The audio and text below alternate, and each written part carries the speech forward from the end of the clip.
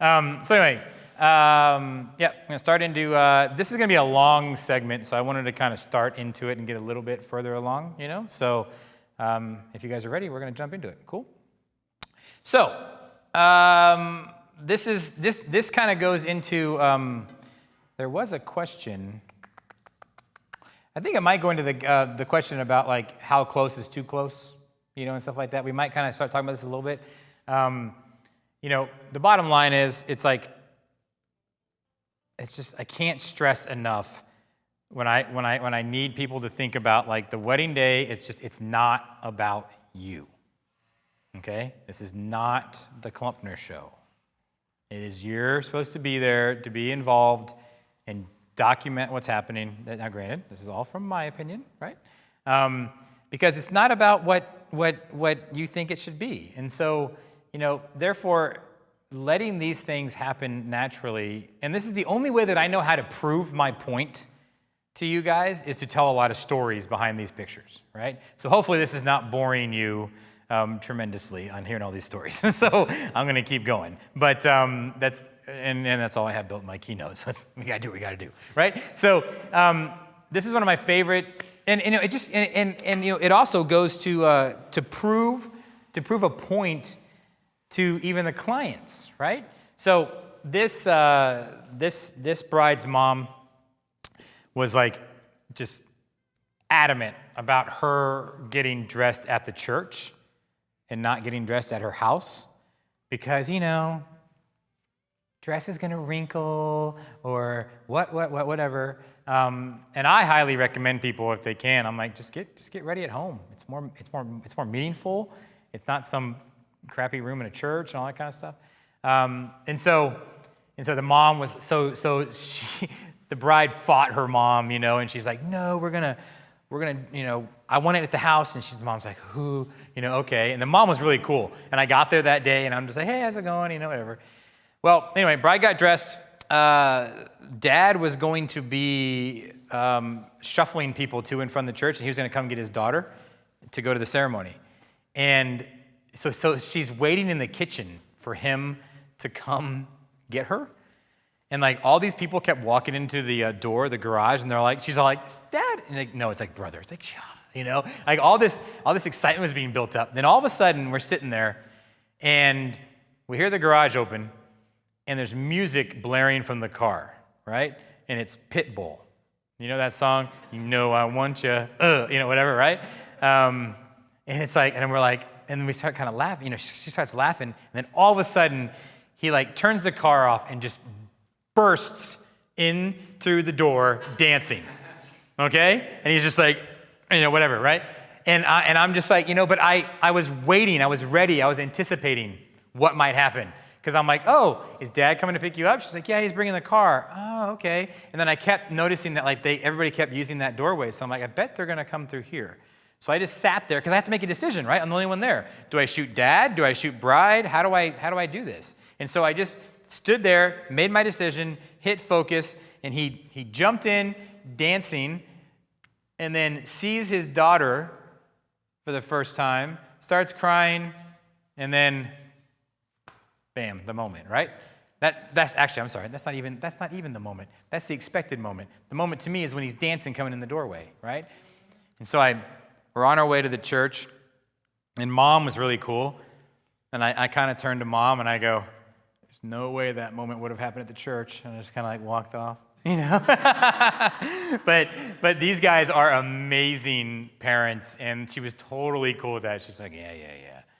Keep moving, buddy. It's pretty funny. Just never assume anything. Again, same thing. I know I'm beating this like a horse, but a dead horse, but this is like one of her favorite pictures of the wedding. This is her dad, could not wait to get out of his tux and into his jeans, right? To go get his big truck, back up and load up all the gifts. And he's just waiting there for that to happen. And she's like, that's totally my dad. It's 100% my dad. I love that photo. So then I started to think of myself, it's like, okay, so I'm not controlling this. Now, granted, people will do things for me. There was evidence on Thursday, and she produced moments for me, but I'm still going to shoot those because I can't. It wasn't my It wasn't my decision. I didn't tell him to do it. But even though I know it's for me, so it's not technically real, but I'm still going to shoot it because that's just, you can't draw that line completely in the sand, in my opinion. But this is really interesting. So speaking of that, I rode with the bride and the dad to the ceremony, right? She does this. She puts her hand on her dad's hand. I'm in the back seat. I'm like, oh yeah, it's a cute little moment, whatever. So I forgot how many, whatever months later, we were helping put together images for her album. And she's like, I don't want that picture. I'm like, why don't you want that picture? And she's like, I go, it's you and your dad at the ceremony, and you're holding his hand. I mean, it's a great little moment, And I know it's not an amazing picture, and she's like, well, I don't want it because I did it for you. And I'm like, that's interesting. She said, yeah, I thought it'd be a good picture. She goes, but then you caught a real moment with my dad later, and I want that. And I'm like, so then I thought to myself, if a bride is doing that to herself, how would she feel if I was doing that to her, telling her to do things on her wedding day? Like that to me, I was like, whoa, I'm not, okay, well, yeah. It strengthens my resolve even more. And so, I'm not sure which one exactly this was, but this was her and her dad waiting in the back of the church, cinder block walls, and she's just kind of having her moments, right? And there's the one, right? There's the one that I think she liked way more. Now, granted, it's better, it's got their faces, all that kind of stuff. But the whole point of this is that conversation happened, and I thought that was extremely interesting to me, of how people view their experiences and stuff like that during the wedding day, coming from them. Moments are like the problem with this style, and I think who was I talking to out in the hallway? Which is all you guys, yeah, right? The problem with this style is that it's really, really, really, really risky.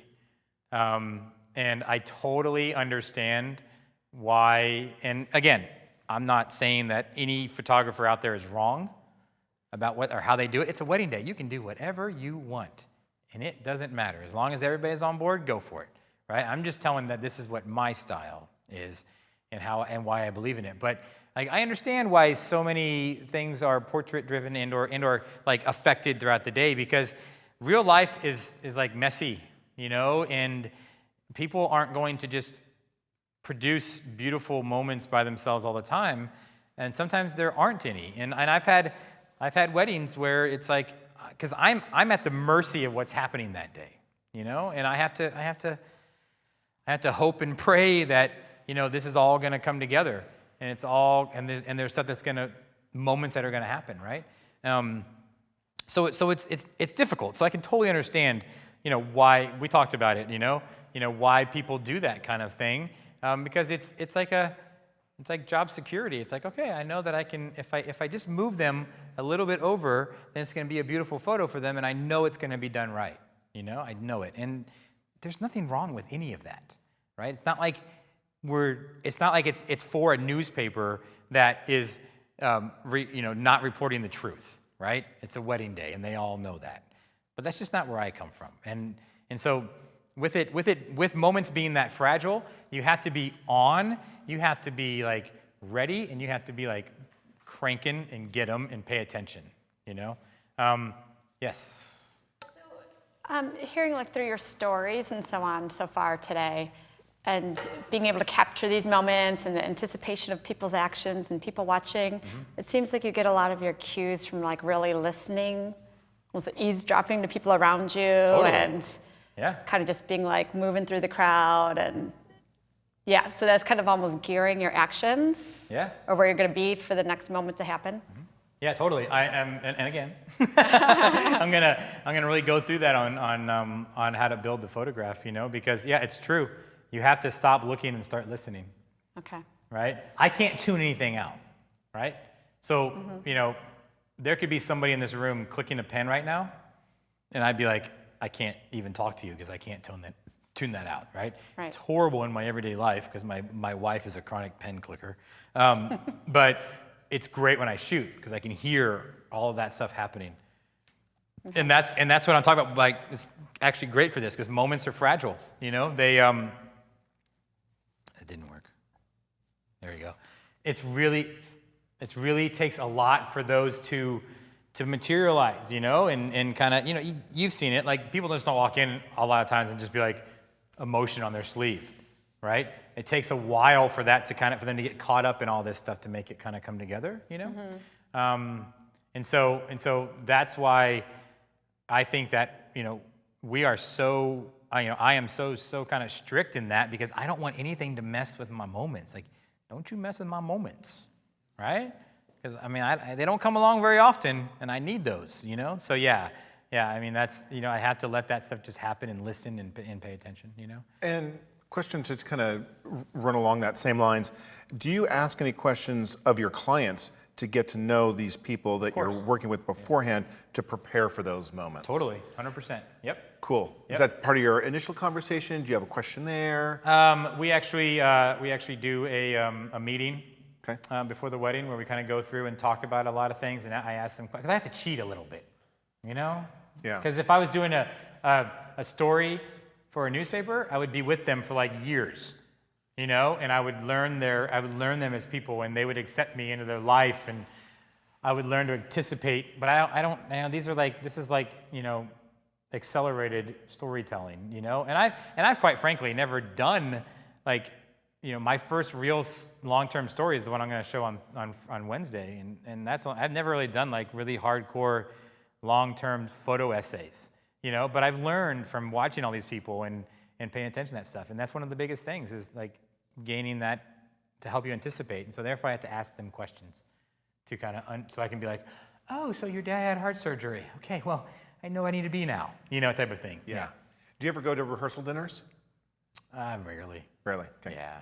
I think it could help, you know, because of speeches and all that kind of stuff. But quite frankly, like, I want to spend that with my family, and 9 times out of 10, it's like the images that come out of it are usually not really worth it, in my opinion. Got it. Thank you. Yeah. Cool. So on that, we're gonna do one little last thing. We're gonna talk about because moments are so fragile that I think scheduling the wedding day and helping guide people into producing situations that are going to let moments happen is really important. So therefore, this is the one part where I'm like, I kind of go against what I preach because I am helping them, guiding them on the way they schedule their day. And I'm only doing that because if I let them do it themselves, then they're going to probably take away the opportunities for real moments to materialize. Does that make sense? You know, so we have a meeting, we go through the schedule, and you know, I'm like, you know, what you guys do within those blocks of time, I don't care about, but we need to talk about how the fact that we're not going to schedule the day around photos. You know, that's really important. And so one of the biggest things that I have to deal with is the fact of first sights or the reveal. You guys know what that is? Right? When the bride and groom first see each other and all that kind of stuff. We are 100% against them. I just think they are totally pointless, in my opinion, right? The only time you do them, now with that, I'm going to have to do one when I get back on Sunday, okay? Because like Jewish ceremonies, you need to a lot of times because there's like a ketubah signing, you know? If there's a wedding coordinator involved that has like their idea of how they need that to go, then I'm like, okay, fine, I'll deal with it, I'll do it, you know? But if it's like my client and everything, I don't understand. I understand the point, but in my opinion, they're pretty much only used for photos. That's the only reason we're doing it is to get photos on the day, right? And I believe that you can always recreate a wedding day portrait afterwards if you had to, but you can never recreate the day again. So I don't want those to take away. I don't want that to be the priority of the day, right? So I highly recommend to people we don't do first sights. The first time they see each other is at the ceremony, and it actually makes a big difference. It makes a huge difference, in my opinion.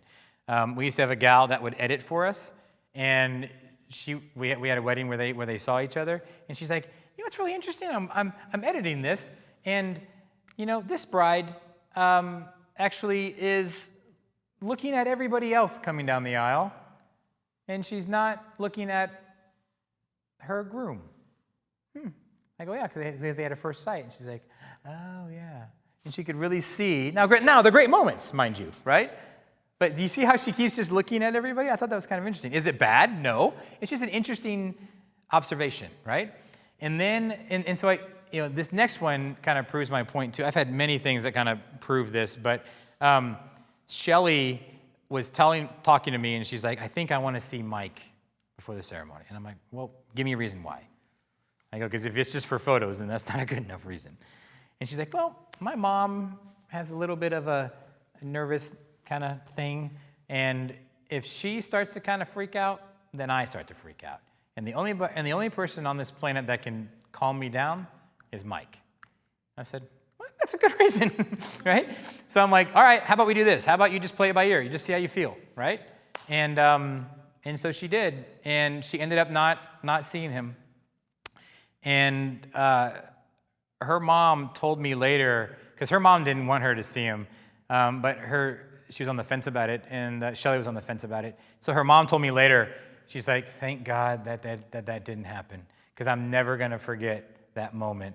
And so what she did, this is her, so she walked, this is the moment she sees Mike around the corner, and her mom told me, because there's no dad in the picture, her mom and her brother walked her down the aisle, and she says, her mom's like, I'll never forget feeling her go like this when she saw Mike for the first time, And I'm like, I just don't know if that moment would have been the same. And I know that I've seen a lot of emotional reveals in first sights, not my own personally, but I've seen other people have them. So it is possible to get that same emotion. But to me, it's just that memory of experiencing that moment coming down the aisle, Yeah. I'm finding with my brides and grooms these days, they want to do even their formals before the ceremony. Because after the ceremony, they just want to party. They don't want to be like a big pause in between. So therefore, you do a reveal. Yeah. Yeah, right? And tons of people do it. I mean, tons of people do it. And it's totally fine. And it's great. And it works out. If it works for you and it works to calm the day down, that's great. But I tell my couples, I'm like, portraits are not the priority. That's not why we're there that day. And that's not why you're hiring me. And they agree. Right? I'm going to give you some. I'm not saying I'm going to give you some. I'm going to give you, I believe in portraits, but we don't need very many. We do 15 minutes of family formals, and then if I'm lucky, I'll get 15 minutes with the couple, and that usually happens after the ceremony, right before during the cocktail hour, and then we go right into it, So I just come up with other ways. But basically, I'm like, that's not what we're going to spend our priority on. But other people who hire, some amazing photographer that's portrait driven, like Jose Villa or something. He does incredible portraits. Right. This is going to be a different scenario. You know what I mean? So so it's just about how you educate your clients and talk with them, So and what you want to do. I was going to say, maybe if you could knock them out fast. And Yeah. be you could go party. Yeah, exactly. We'll have the wine on the side for you. Yeah, exactly. So anyway, so I think what's important is, I don't know if moments like this would happen or not with a first sight. It's going to be interesting to kind of, Courtney, who's going to be on later today, her groom really reacted really well, and I'm gonna ask her if she would have thought that would have happened or not, had they seen each other. So just lots of moments like that. And I don't know. I mean, some people are really emotional, right? I mean, I've seen some first sights that they're all crazy crying, and then they do the portraits, and then the ceremony comes, and they're crazy crying. I don't know, but I think most people are not that way, and I think that we're all been trained, like I did and you did, to try and stop our emotions, right? To not let it get the best of us. And so I wonder if that. I think it affects things. It totally affects the entire feel of the day when you do a first sight. I think that kind of comes down. Personally, that's just my experience with my clients. But you also got a guarantee of a really good second shooter to make sure one captures the bride and one captures the groom as well, right? Yeah, exactly. So let's talk a little bit about time. Okay, so how long are you spending in this day with the couple, and do folks ever try and book you for, let's say, just the ceremony, and how do you react to that? That is a good question. So my coverage My coverage is 8 hours, right? It's typically ends up, typically most people go to 10 hours. Okay. I found that 10 hours is about as far as I can go. Right. Like, I'm just like, That's a long day. I'm done. Yeah, but it's not nearly long. Like, I know people that do like 14-hour Yeah. or 3-day, like, Indian weddings or something like that. Yeah. It's like crazy, right? Yeah, I mean, I've been working on my my next project is my body, because I'm like wearing out. I got this shoulder issue and my knees and all that kind of stuff. So I want to get stronger to help with that, but I just get tired. I'm just mentally exhausted, So 8 hours is about 8 to 10 hours on average. Okay. But pretty much all my weddings in Kansas City, 90% of them are in the evening. So most of my coverage is like 2 to midnight, something like that. Cool. Great. Yeah. All right. And then what was the other part of that? Like, how do they ever? Oh, just the ceremony only? Yeah. Do you ever get folks and you try and discourage them or do you discourage them to not book you for just the ceremony? Yeah. I mean, I try not to. I try to be like, there's so much more to it. I mean, that is the most important part, mind you. But there is so much more. I just had a person contact me, and she's having this really small wedding, and I don't know if I booked it or not, but. So she's like, it's just a ceremony, and then we're just gonna go to lunch or something like that. And I'm like, well, where are you getting ready, and all that kind of stuff. And so I just kind of educated her a little bit. She's like, oh, that'd be really cool if you just came earlier, and so it's a shorter day, but I try to still tell as good of a story as I can and convince them that that's why I need a little bit stuff on the front and the back end.